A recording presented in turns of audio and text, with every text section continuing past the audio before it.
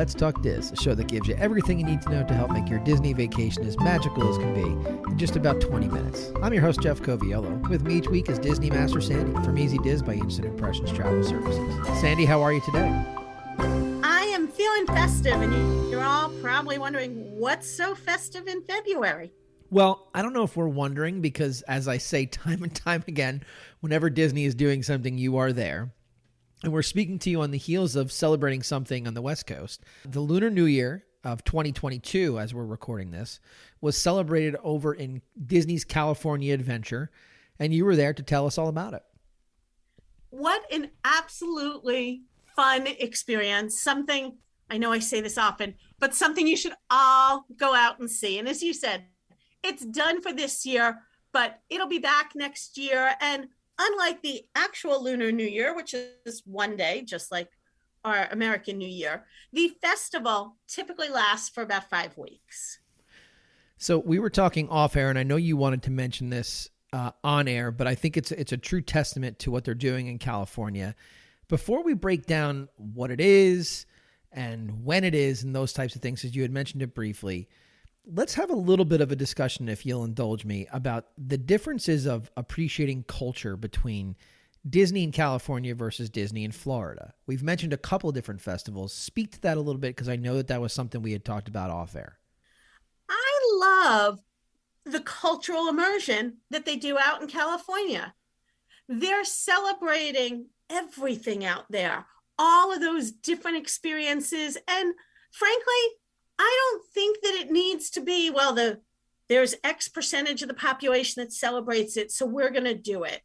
Disneyland has things like Lunar New Year, the Day of the Dead, the Three Kings celebration, the Viva Navidad. Those things are such great cultural experiences that everybody should have a better understanding of them. You don't need to be the person that practices that in your home to appreciate it, celebrate it, and learn about it.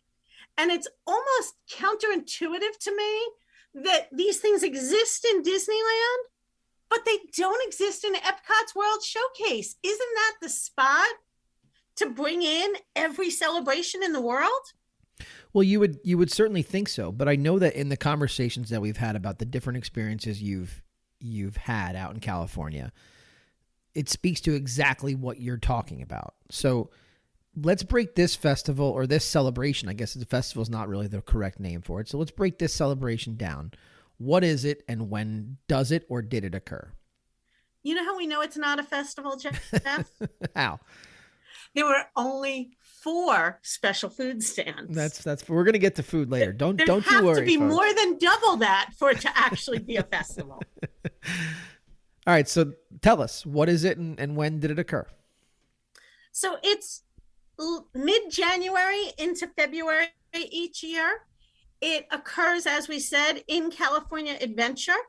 And because of how well they do it, it's not just, hey, let's have these people sing, or hey, here's a parade.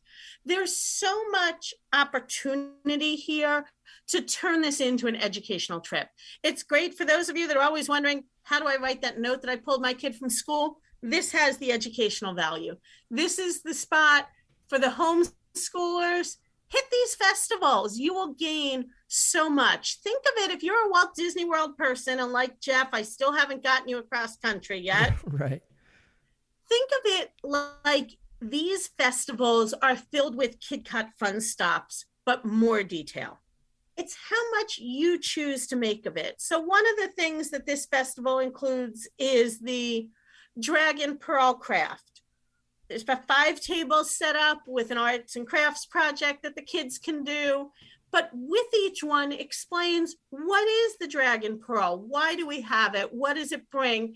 And then you take that home, and let's be honest, if you're like the rest of us, and I hope Jeff's kids and mine aren't listening, many of the projects end up in the garbage, or that special bin, as we call it. Sure. But some of them just hang around for a while. And that's the great opportunity. Not only is it like that photo with vacation memories that your kids can love, when they find it again, they remember that great cultural experience. You had mentioned the homeschooling stuff, and whenever we had talked about Disney, we do mention the phrase edutainment, right? Like you're going to be entertained while you're learning something. So talk to me about a couple more things that are in the same vein as that Dragon Pearl craft, experience that people are doing when they go out there. They had a wishing wall, which obviously is an ancient custom. You write your wish on a little paper, and they created like this whole hut of everybody's wishes. And again, that idea of inclusion and the world coming together. Cool. They also had somebody there doing for free, that other Disney word that we don't hear often, a calligraphy take home for you. And you can find it on our Facebook. She wrote, "Happy New Year, let's talk Diz for us." And it's done in the Chinese writing. There are lots of samples out there, but what I thought was unique was, for lack of a better way to explain it, it wasn't like face painting where there's a picture of 12 and you point to the one that you want. Right. They had about 20 samples on the table, but this woman really took time with every person that came. What is your name? What is your wish for the new year? Then she wrote a special message for you. She told you what it was. I took some extra time to talk to her because I thought her art supplies were neat. Originally, it kind of just looked like she was doing it in regular paint. And she was explaining to me that the custom behind that is something that's kind of halfway between calligraphy and paint. So It looks like a paintbrush, but it's got very special bristles. And it looks like a bottle of paint, but it's a special light version of paint, again, kind of halfway between the paint and the ink. And she was explaining how all of those things come to be and about the fine lines in the writing and why ink is too thin, but paint is too thick. You can really get a lot of opportunity out of things. And that's cool. And that's just something that you can kind of just walk up and experience. That's awesome. And a great souvenir. Yeah, absolutely. Anything else from those like cultural experiences, like homeschooly type of things that you want to mention? So unique, if you don't know this now, is that every year has a different sign, and then they kind of rotate through the signs. So 2022 is the year of the tiger, and the year you have a symbol based on the year that you were born. Mm-hmm. And so there's a really large display with every year past and going forward quite a bit of what the year is. So again, your kids can find it, and depending on their age and what you're looking for the experience, they can see what they are. What is mom? What is dad? And really something so simple as kind of an oversized billboard. Very cool. All right, let's segue over to whatever entertainment options there were. Obviously, with something so cultural, my guess is there were just a plethora of options here for entertainment. There were, and again, neat things that are kind of spot on for what they're doing. My favorite was the Dragon Parade. And it's that traditional dragon parade that you might have in your head. You know, it takes 8 to 10 people to hold it, and the dragon body kind of moves above them. Traditional music. They had parasol dancers. And then, of course, a float with Mickey, Minnie, Goofy, Chip and Dale, all in culturally appropriate costuming. Very cool. They did it during the day and at night. You can check out our YouTube channel for a video of both. I highly encourage, if you have the opportunity, to do both, because seeing it with the dragon lit up is a really neat experience as well. So one of the things that I think Disney's done very, very well, especially in the last, 5 or 6 years, is weave these cultural stories into their animation. And Reya and the Last Dragon has been playing in my house since it dropped on Disney Plus. It's one of my kids' favorite things to watch. Very, very visual, very, very cultural.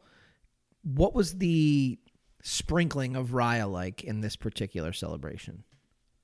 And Reya is not easy to find in the park. She is really not available, but she came out for this special celebration. She took over what was Santaland when I was there last. And so a great meet and greet opportunity. And again, I think one of the things that the Lunar New Year is about the light. So visit Reya during the day, swing by at night as well. Just a beautiful light up kaleidoscope in the sky for her staging area. A lot of fun to get to meet her. Cool. What else, entertainment wise? They had the Melody of China band there. And again, typical music, but instruments, quite frankly, that even having a music major in my house and many years in the band, playing instruments that I've never seen before because they were traditional Chinese instruments, and that educational component coming at you again, partway into each session of the songs, they stop to explain what is the instrument, what is it like, how does it get played. So fun to listen to, and that extra element of learning.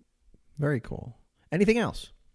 And of course, if you know my family, you know that we are all about some of these characters and special costumes, as well as meeting some of the more unique characters, which I know a lot of our fans who are park regulars love to see unique characters.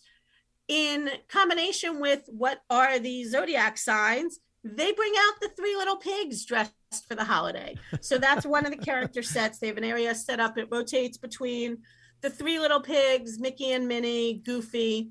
So if you're looking to add to your character photo gallery, this is definitely the spot to do it. Well, we know that that's something that your family has done for years, is try to acquire as many photos of our friends in their different costumes. So definitely, if that's your bucket list, you definitely need to check that out. All right, so we've made it this long before we really dove into the food options. When we're talking about the Lunar New Year, obviously the culture is right smack in the middle of every conversation we have, and you could not have a conversation about this particular culture without discussing food. So give it to me. Tell me what the food options were so that my mouth could water. This one was a little bit more unique. And one of the things that I talked about at the last festival that I loved that Disneyland does is that you could order at one kiosk and pick up at multiple. Right. Now, since there were technically only 4 kiosks, not a lot of extra pickup, but what they did is there were 4 kiosks and then 4 quick service locations that had extra menu items just for the festival. So if you wanted those that were at a quick service location, you needed to use your mobile ordering. But I ordered from all 4 kiosks and I picked up my food over a 9-hour spread, and it was great not to have to stand in line over and over. Yeah. The one thing I will say when we talk about that real quick is we've talked about how when you go to the Food and Wine Festival or Flower and Garden, that sometimes the lines at those kiosks are very long to get to the register. What I found now is because they had no idea when somebody was going to pick up the food, occasionally I would get to the pickup line, and quite frankly, it was ridiculous and I was unwilling to wait. I went to pick up the special macaroon that I ordered, and I had to have been like number 25 in line. Wow. And I'm like, you know what? I don't need the macaroon right now. I went by 45 minutes later, I was 3rd. So if you're doing that pickup and it seems crazy, go back later. Even if your intent was to pick up your food right away, you don't have to do that. Just hang on to that receipt. And for a nice discount, because we all love a discount, they were doing a sip and savor pass. $54 gets you 8 treats, $49 if you are a magic key holder out at Disneyland. So then you can just turn those right in without even ordering. That's not bad. All right. So what were some of the unique items that you remember from experiencing them?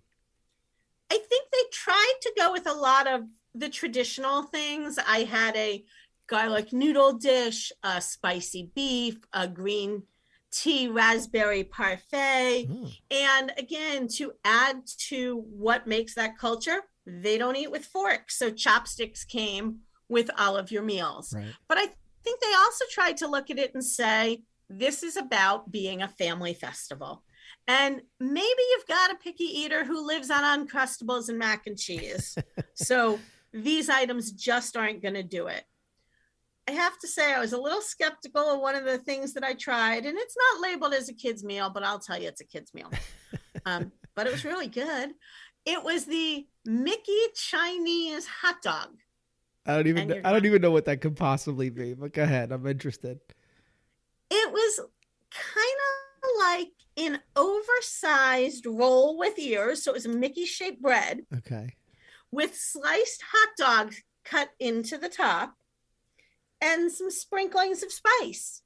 Pretty simple, kind of like a hot dog on a bun, but the bun was shaped like Mickey. Yeah. And, a unique little treat. Sure. The presentation itself was really what sets it apart from just your traditional hot dog.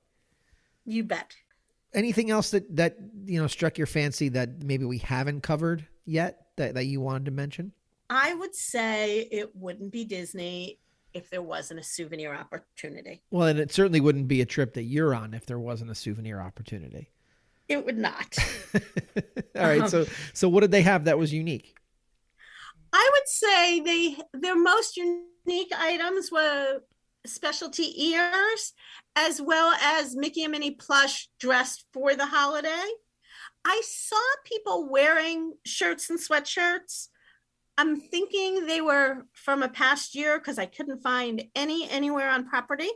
And then they really worked on some of the merchandise. So you saw more Mulan merchandise than you normally would see, Raya and the Dragon merchandise, and it really gave you that opportunity. As you said, I think one of the other great things, even though I'm kind of not giving Walt Disney World the pass on not having the cultural events, as you said, they are working so hard in their movies for every child to be able to say, that person's like me. Right.